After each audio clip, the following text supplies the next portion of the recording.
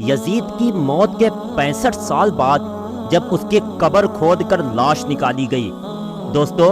اسلام میں خلافت کا طریقہ رکھا گیا ہے، نہ کہ ملوکیت کا۔ خلافت کا مطلب ہوتا ہے کہ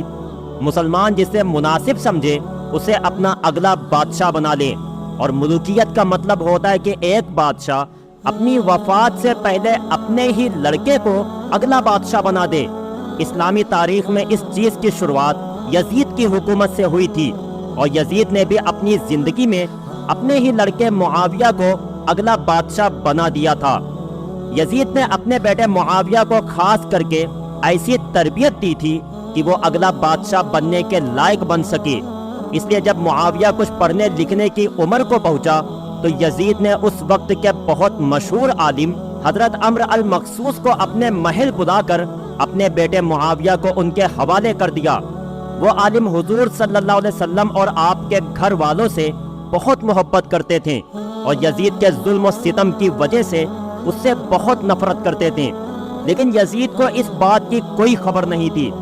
جب یزید نے اپنے بیٹے معاویہ کو ان بڑے عالم کے حوالے کر دیا تو انہوں نے یزید کے بیٹے پر خاص طور سے دھیان دیا اور اس کو قرآن حدیث کی تعلیم کے ساتھ ساتھ اہل بیت سے محبت کرنا سکھایا۔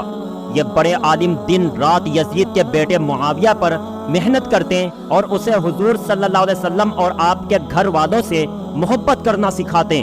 ساتھ ساتھ اسے بیچ میں آنے والے ظالم بادشاہوں کی کرتوتیں بھی بتائیں کہ کیسے ان لوگوں نے اہل بیت کے ساتھ ظلم و ستم کر کے ان سے حکومت چھین لی اور انہیں ہر چیز سے محروم کر دیا۔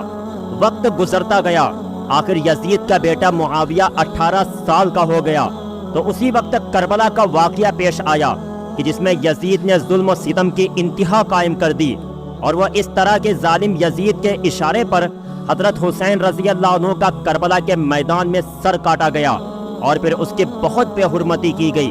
یہاں تک کہ جب یزیدی فوج کے لوگ حضرت حسین رضی اللہ عنہ کا کٹا سر لے کر کوفہ شہر کی طرف واپس جا رہے تھے تو راستے میں انہیں ایک جادوگر ملا۔ اس جادوگر نے پوچھا کہ اے فوجیوں، یہ کس کا کٹا سر لے کر تم کوفہ جا رہے ہو؟ تو فوج کے لوگوں نے جواب دیا کہ یہ حسین بن علی کا سر ہے۔ وہ جادوگر بہت نیک فطرت انسان تھا اور اسلام و اس کے پیغمبر حضور صلی اللہ علیہ وسلم سے سچی محبت رکھتا تھا، اس لیے جب اس نے سنا کہ یہ نواسہ رسول کا کٹا سر ہے تو وہ کانپ گیا اور فوجیوں سے کہنے لگا کہ اے فوجیوں، تم مجھ سے 10,000 دینار لے لو اور اس کے بدلے ایک رات کے لیے مجھے حسین کا یہ کٹا سر دے دو۔ وہ ظالم یزید کے فوجی تو ویسے بھی لالچی تھے، اس لیے جادوگر کی یہ بات سن کر فوراً راضی ہو گئے۔ اس جادوگر نے فوجیوں کو 10,000 دینار دیے اور پھر حضرت حسین رضی اللہ عنہ کا کٹا سر لے کر اپنے خاص کمرے میں چلا گیا۔ سب سے پہلے اس نے حضرت حسین رضی اللہ عنہ کے سر کو صاف پانی سے دھویا اور پھر ایک پاک کپڑے پر رکھتے ہوئے سامنے بیٹھ کر رونے لگا، یہاں تک کہ وہ جادوگر حضرت حسین رضی اللہ عنہ کے سر کو دیکھ دیکھ کر پوری رات روتا رہا۔ اہل بیت سے ایسی محبت کی وجہ سے اللہ تعالیٰ نے اسے ایمان لانے کی توفیق عطا فرمائی۔ صبح اٹھ کر اس جادوگر نے وہ کٹا سر فوجیوں کے حوالے کیا اور پھر سارے فوجی حضرت حسین رضی اللہ عنہ کا سر لے کر یزید کے محل کی طرف روانہ ہو گئے۔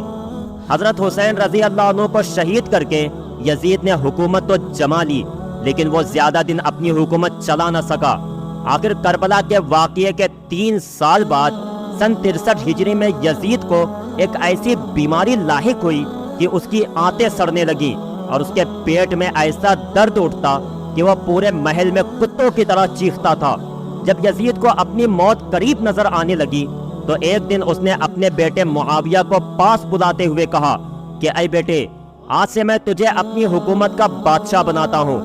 یہ سن کر بیٹے معاویہ نے جواب دیا کہ لعنت ہے ایسی حکومت پر جو اہل بیت کے سر کاٹ کر بنائی گئی ہو، اور لعنت ہے ایسی حکومت پر جو نبی کے گھر والوں کو زہر دے کر قائم کی گئی ہو۔ میں تو چاہتا ہوں کہ یہ حکومت حضرت زین العابدین کو سونپ دی جائے۔ بیٹے کا ایسا جواب سن کر یزید کے تو ہوش اڑ گئے، لیکن اتفاق کے اسی دن شام کو اس کی موت ہو گئی اور وہ اس دنیا سے ذلت کے ساتھ چلا گیا۔ باپ کی موت کے بعد وزیروں کے بہت زیادہ کہنے پر یزید کے بیٹے معاویہ نے 40 دنوں کے لیے حکومت کی باغ ڈور سنبھالی اور ان دنوں میں اس نے اپنے خاندان والوں کے ان کرتوتوں کا بہت گہرائی سے جائزہ لیا کہ جن میں انہوں نے اہل بیت کے خلاف بڑی بڑی سازشیں کر کے انہیں شہید کر دیا تھا۔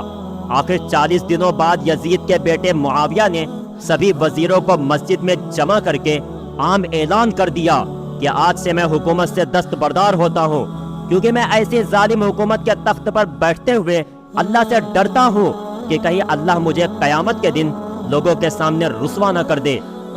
یزید کے بیٹے معاویہ کی ایسی باتیں سن کر سبھی حیران رہ گئے اور پھر بہت کوشش کی کہ کسی طرح معاویہ حکومت کو اپنے ہاتھ میں لے لے، لیکن وہ اس بات کے لیے بالکل راضی نہیں ہوئے۔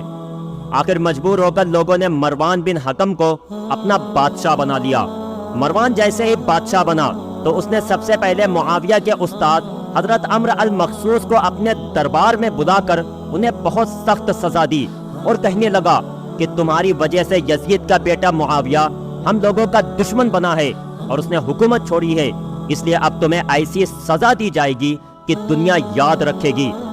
اتنا کہہ کر مروان نے قبرستان میں ایک گڑھا کھدوایا اور پھر ان استاذ کو زندہ ہی اس گڑھے میں دفن کر دیا۔ وہ بیچارے اندر ہی اندر تڑپ تڑپ کر شہید ہو گئے۔ زمانہ گزرتا گیا اور بنو امیہ کی حکومت کمزور پڑنے لگی۔ آخر 132 ہجری میں یہ حکومت پوری طرح ختم ہو گئی اور پھر بنو عباس کی حکومت آئی۔ بنو عباس کا سب سے پہلا بادشاہ ابو جعفر منصور تھا۔ ابو جعفر جیسے ہی بادشاہت کے تخت پر بیٹھا تو اس نے بنو امیہ سے اپنی دشمنی نکالنے کے لیے حکم دیا کہ یزید کی قبر کو کھدوایا جائے اور اس کی لاش کو لوگوں کے سامنے عبرت کے طور پر پیش کیا جائے۔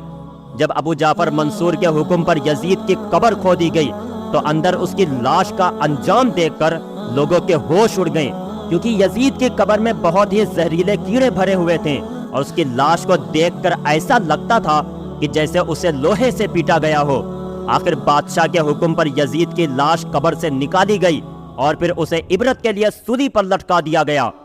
ابو جعفر منصور نے لوگوں میں کھڑے ہو کر عام اعلان کیا کہ اے لوگو، دیکھ لو، جو بھی اہل بیت کے ساتھ برا سلوک کرے گا اس کا ایسا ہی برا انجام ہوگا۔